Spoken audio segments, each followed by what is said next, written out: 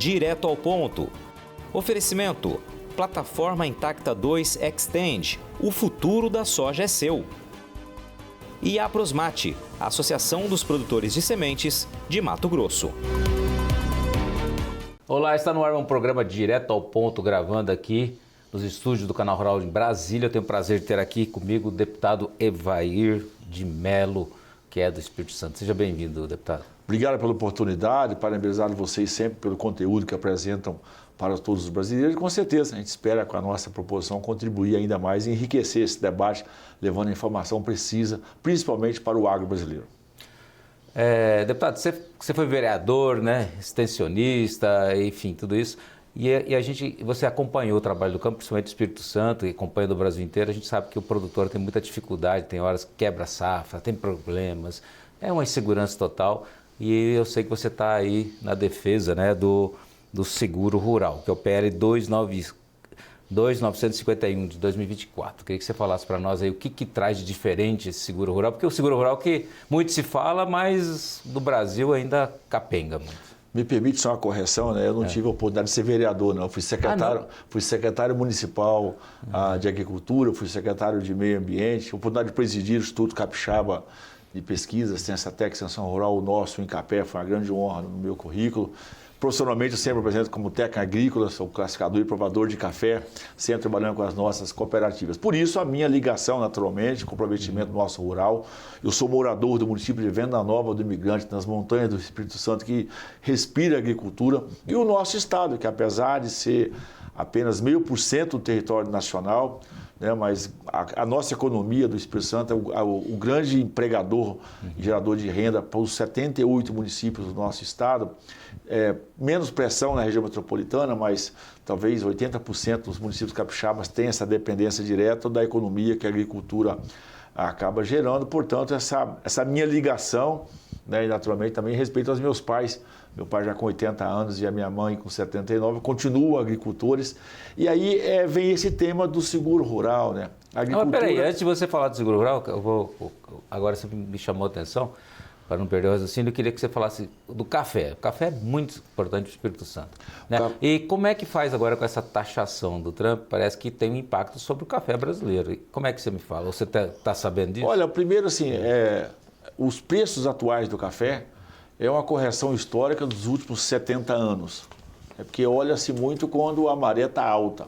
Mas temos que lembrar que a cafeicultura tem um passivo recente, inclusive, de seca no Espírito Santo, seca em Minas Gerais, na Mogiana Paulista, tem um histórico de geadas, principalmente na média e alta Mogiana, sul de Minas e Cerrado Mineiro, né, enfrentando problemas climáticos adversos.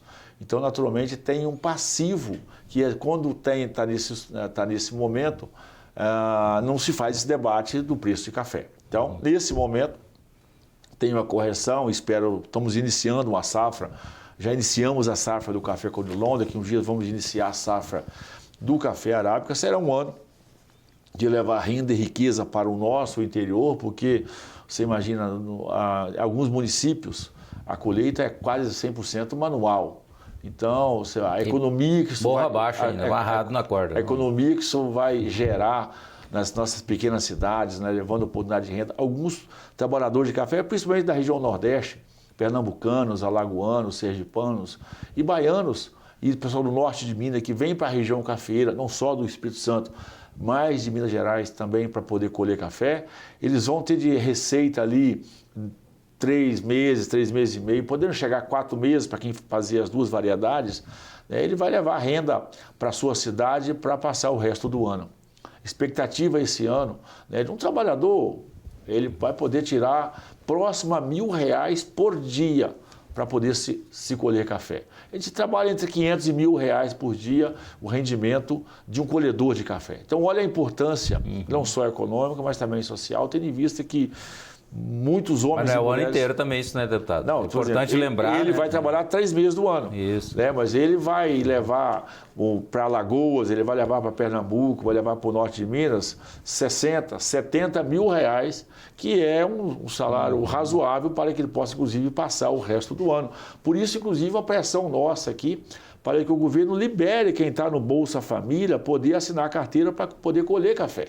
Nós não queremos mexer no benefício de ninguém, nós precisamos do trabalho. Café é fruta e como fruta tem que ser colhido no momento e na hora certa. E aí vem esse debate internacional. Eu digo que é um freio de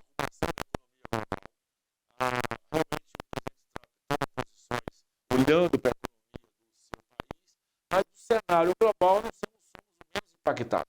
Toda esse aumento de taxação que está se fazendo, se anunciando, o período é para voltar à roda de negociação. Ele está olhando para a sua economia, que é um importante país consumidor, né? E esse impacto, na verdade, ele é global, mas ele é menor para o Brasil. Portanto, os Estados Unidos, como grande consumidor de café, o Trump também tem sua responsabilidade, porque eles não são produtores de café. Fora o Havaí, que tem poucas coisas, o restante é basicamente todo importado. Portanto, não tem uma relação direta de debate de interesse econômico. Porque o que o Trump quer, na verdade, isso pode até ajudar o café, inclusive. Ele quer, na verdade, a reindustrialização dos Estados Unidos. Com essa abertura econômica que se teve nos últimos anos, em função de legislações trabalhistas, legislações ambientais, de simplificação de moeda, né, o dólar que acabou ficando uma moeda barata para o mundo, as indústrias saíram dos Estados Unidos e foram para outros, principalmente para a Ásia. E nós não tivemos problema para com o Brasil. Portanto, isso gerou desemprego nos Estados Unidos, né? Isso trouxe uma desvalorização do dólar. O Trump está olhando para o seu dever de casa e tomou uma posição que a gente tem que... Pôs o pé na porta, né? Ele pôs o pé na porta. Mas eu volto a dizer, o fortalecimento da economia americana, a volta do poder de compra dos americanos, né? A correção da importância do peso do dólar. Então, eu tenho certeza que a médio e a longo prazo, nós temos muito a ganhar com isso. Porque se o consumidor americano, no caso do café, ele melhorar o poder de compra, ele vai tomar ainda mais café, que já é o maior consumidor global. Ainda mais do Espírito Santo, né, deputado? Quando o Trump ele tem uma política clara de reindustrialização dos Estados Unidos, como eles não são produtores de café, possivelmente ele vai criar um ambiente para ter mais indústrias, para poder processar esse café. O americano ele traz café da América Central, traz café brasileiro, traz café da África, e ele é processado nos Estados Unidos. Portanto, eu estou muito otimista olhando para toda a cadeia, porque são grandes clientes, são bons pagadores, é um país que honra contrato, e essa reorganização da economia americana, eu vejo de médio a longo prazo, ela vai ser positiva se o Brasil fizer o dever de casa. Naturalmente, nós temos um problema aqui de nosso juro alto por causa das contas públicas de governo. Nós temos um problema do governo não estar dando atenção devida ao plano Safra. O governo não está dando atenção devida ao programa de infraestrutura e de logística para diminuir, inclusive, o custo para fora da porteira, vamos dizer assim, para aumentar a nossa competitividade. Então, o seguro também. Se nós fizermos o dever de casa. Além disso, trouxemos aí, vamos ao nosso debate do seguro para que possamos ter tranquilidade. Eu volto a dizer... O agronegócio é a céu aberto, não tem contra-cheque, precisa de garantias mínimas. E esse ambiente, inclusive, nós vamos votar já daqui uns dias no plenário da Câmara do Congresso Nacional. Com certeza vamos derrubar o veto que o governo fez ao FIAGRO. Porque com essa reorganização da economia global, o agro tem a oportunidade de pegar dinheiro barato. Né? Se o pouco recurso que eu tenho, se eu colocar ele para apólice de seguro, para que eu tenha o seguro, com certeza vai aparecer outros bancos, outros fundos querendo emprestar para o agro brasileiro, que é um setor que ele honra contrato. Portanto, qualificar, aperfeiçoar e modernizar o seguro e permitir a sua capilaridade em todo o setor brasileiro, ele vai, inclusive, permitir, aí nós vamos derrubar, com certeza, o veto que o governo fez ao FIAGRO, vamos ampliar o FIAGRO para que ele possa chegar em todas as cadeias com dinheiro novo. Se nós fizermos o dever de casa, abaixando o nosso juro, abaixando o ambiente da economia, que com certeza isso vai impactar na nossa inflação. Tivemos priorização na infraestrutura, essa reorganização da economia americana para nós vai ser extremamente importante. Deputado, nessa questão do seguro, o que ele vai ter porque a gente tem o seguro hoje, né? E o que falta nele é recurso também. Tem alguma forma de ter mais recurso? Isso, mas uma forma de recurso é exatamente isso. Quando nós permitimos a aplicação do FIAGRO, né, que vai funcionar igual os fundos imobiliários, isso vai permitir a entrada de dinheiro novo para financiar o agro. quando a entrada desse dinheiro novo, você vai poder priorizar, primeiro, a pequena agricultura, que precisa desse recurso público, e também vai ter uma sobra, porque o médio e o grande negócio possivelmente vai ter no FIAGRO o dinheiro até mais barato do que no próprio Plano Safra, em função das condições que vão ser apresentadas. Esse oxigênio que vai ser dado em função do dinheiro novo pode ser aplicado e deve ser aplicado pelo governo como uma ferramenta de seguro. Então, você vai ter dinheiro novo do FIAGRO, vai ter um ambiente de negócio. Se você tem uma carta de seguro, todo mundo quer emprestar, e mais barato, porque tem garantias para quem tem seguro. Então, esse oxigênio, ele, ao invés de usar no Plano Safra, ele pode usar dentro do Plano Safra, aumentar a parte do seguro e criar esse ambiente favorável para o agronegócio. Entendi, deputado. Nós vamos para o intervalinho e já voltamos. Você não sai daí. De volta direto ao ponto, conversando com o deputado Evair de Mello. Deputado, nós temos vários assuntos para falar. Eu gostaria de perguntar para o senhor algumas coisas. Uma primeira coisa seria um projeto de lei também, que é o 1196 de 25, que altera a lei do aumento de isenção de imposto de renda. Eu queria que o senhor falasse a importância desse projeto. Olha, o agro brasileiro precisa da aprovação desse meu projeto, que nós estamos trabalhando para que ele possa ser apensado ao texto que o governo enviou, que o Arthur Lira vai relatar, levando a isenção do imposto de renda até R$5.000 para as pessoas físicas do Brasil. Mas o governo se esqueceu do agro, como sempre faz, na verdade. Hoje, a partir de R$150.000 de emissão de nota fiscal, o produtor rural já enquadra como contribuinte do imposto de renda. Olhando essa mesma lógica de correção que o governo está levando para R$5.000, nós chegamos a um cálculo que estamos apresentando nesse projeto para que a isenção ela vá para um piso a partir de um pouco mais de R$500.000. Porque, na verdade, quando você olha por rendimento... Mas esses R$500.000 seria sobre a receita bruta ou não a receita líquida? Não, é a receita da propriedade. A partir de 150 de nota fiscal emitida, você já entra como contribuinte. Isso, na verdade, cria até um ambiente de muita ilegalidade. As pessoas, às vezes, acabam... Enfim, o agro tem as suas dificuldades de limitações. Nós queremos levar a isenção de imposto de renda para produtor rural para R$500.000. E depois, é claro, as pessoas jurídicas depois têm os mesmos enquadramentos com as devidas correções. Isso é necessário porque se vai aumentar para a pessoa física, para o cidadão até 5 mil, o governo está propondo isso. Nós somos da oposição, vamos trabalhar para poder ampliar essa isenção. Nós não estamos satisfeitos com esses R$5.000, queremos imaginar até um piso em torno de R$10.000, que eu acho que isso dialoga com a classe brasileira extremamente importante, porque uma vez que ele não pagando esse imposto de renda, ele vai investir na melhoria de qualidade de vida da sua família, investimento de saúde, poder e ambiente para os seus filhos, enfim. A qualidade de vida da família brasileira ela vai melhorar porque a renda, o dinheiro vai ficar no seu bolso.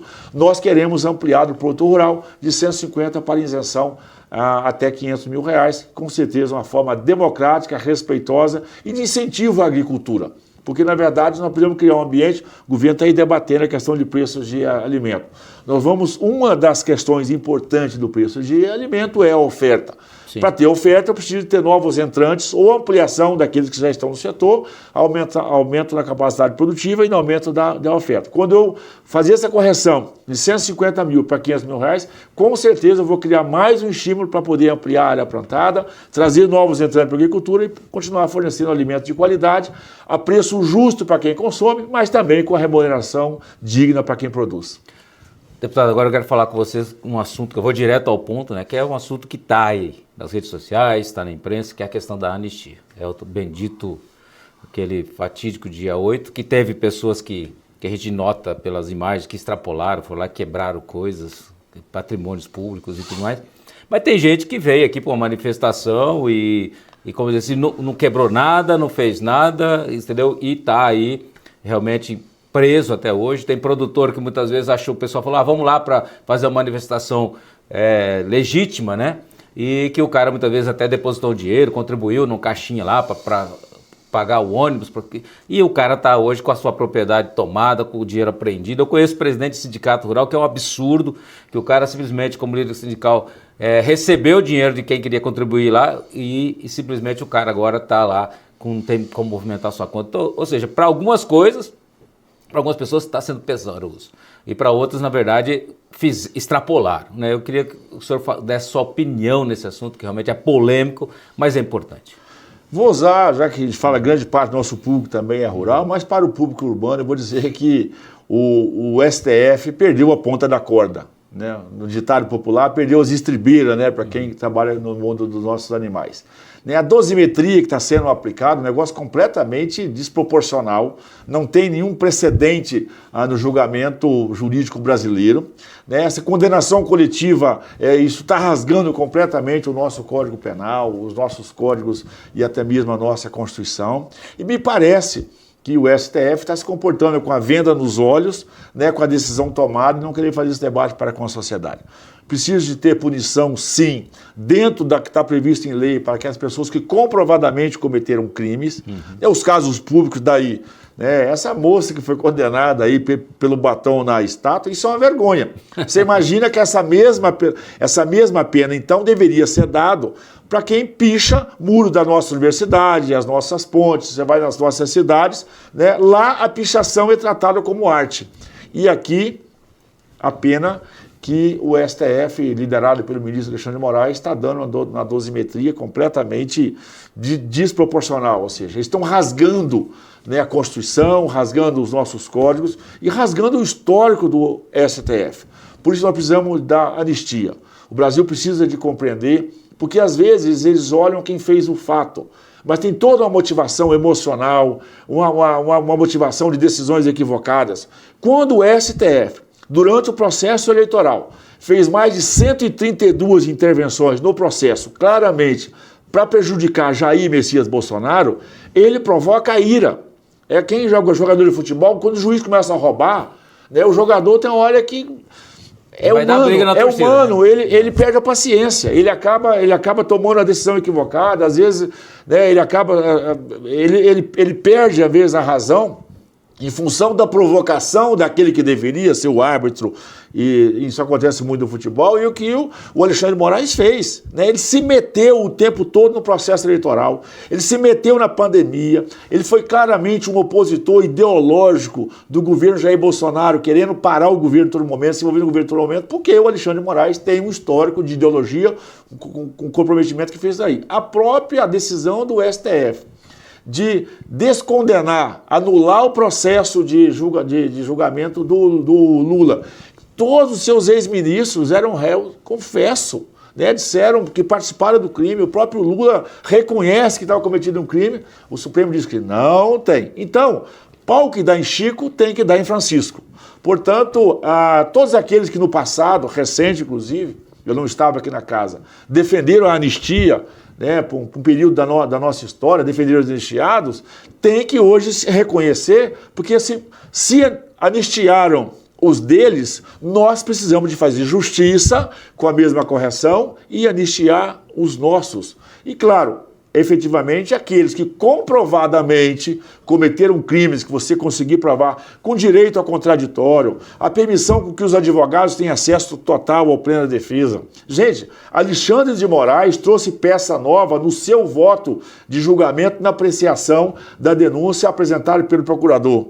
O Alexandre de Moraes sabe que até a quinta série sabe que você não pode trazer fatos novos. O juiz é obrigado a falar nos autos. O que ele apresentou não estava nos autos. Então ele está, desculpa a expressão popular, ele está se lixando para a Constituição, para o devido processo legal. Portanto, a política não pode se furtar a isso. Mas, deputado, já anistiamos a história e vamos trabalhar para que possamos anistiar esses brasileiros, esses patriotas que estiveram nessas manifestações, que não foi injusto. Eu estive dentro da Polícia Federal um dia após a prisão dessas pessoas em massa, feito aqui por Brasília. Eu entrei lá no Polícia Federal e vi as injustiças, presenciei a forma arbitrária com que foi feita a audiência de custódia, eu vi a forma, as pessoas foram enganadas e iludidas, que seriam reconduzidas, na verdade estavam sendo presas. Então, também tem um crime humanitário, um crime de falsidade que o STF aplicou para poder prender essas pessoas. Por isso,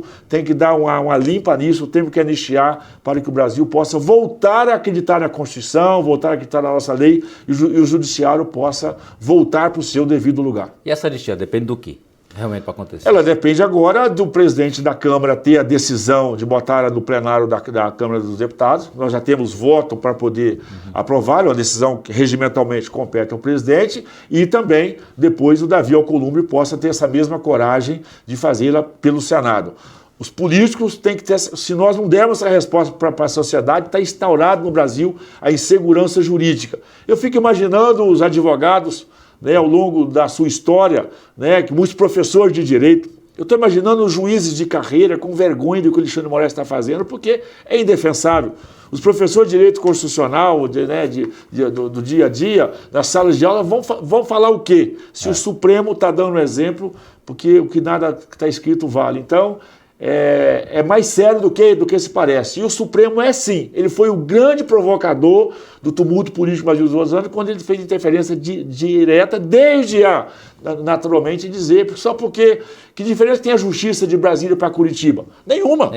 E outra coisa, ele está levando gente de primeira instância para julgamento no Supremo. Isso por si só anula deveria anular. Mas eu acredito que eu sou católico, temente a Deus, né, em algum momento o Divino Espírito Santo vai descer sobre a cabeça desses juízes, espero assim, para que eles possam ter consciência da aberração jurídica e da ação desumana que eles estão fazendo nessa condenação coletiva, irresponsável, ilegal e inconstitucional dessas pessoas a partir do ato do dia 8. Lembrando que o Alexandre de Moraes prendeu gente pelos mesmos atos em 15 de dezembro. Ele pegou o processo aberto de 15 de dezembro de 2022, apensou ao ato de 8 de janeiro. Portanto, está caracterizado que essa história de golpe é balela, é conversa fiada. Na verdade, ele tem a intenção de condenar, mas intenção de condenar jamais pode ser caracterizado como um ato que nós vamos aceitar. Por isso, a anistia já é necessária para que o Brasil possa restabelecer, principalmente o nosso setor produtivo, que quer um Brasil respeitoso, um Brasil que respeita as leis. Porque tendo regras claras, com certeza vai ter agricultura, vai ter alimento. Tá certo, deputado. Muito obrigado pela sua presença aqui no Direto ao Ponto. Agradeço a oportunidade, estaremos sempre à disposição. Tá aí, gente, uma entrevista super especial para você. Um grande abraço.